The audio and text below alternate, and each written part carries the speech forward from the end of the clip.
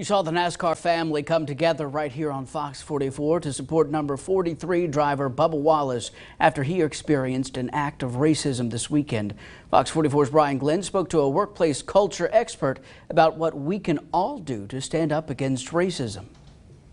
And joining us now, I'll ask you, what can a company do to get out in front of any potential discriminatory actions or racist actions that might occur in their workplace?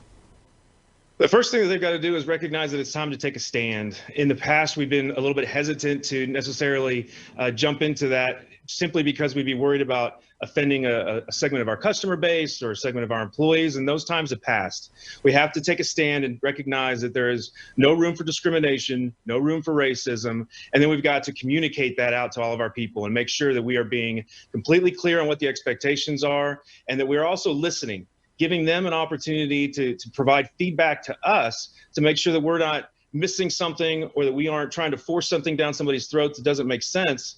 There's going to continue to be a lot of perspectives on the right way to do things as we move forward. And we've got to make sure that we're listening to others. And then the final thing I'd say is being transparent, making sure that you recognize that you don't have all of the answers right now. None of us do, but we're moving down a path to make sure that we're finding those answers. We're being creative with our solutions.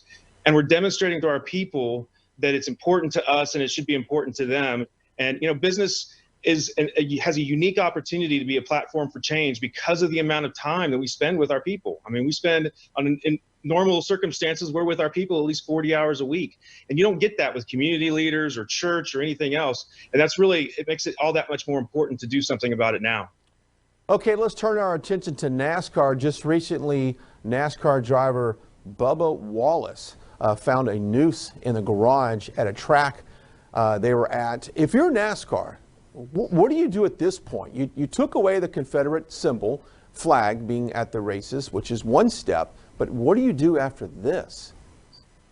Man, it's just despicable that anybody would even think that that was okay to consider. But I think that it goes back to what we were just talking about. They have to really double down. I mean, I applaud them for finally standing up and whether, no matter what you think about the Confederate flag, for a large group of people, it's very offensive and it needs to go away. And I saw a report where there was an airplane circling with the flag. And I mean, that just proves there's a lot of work to be done.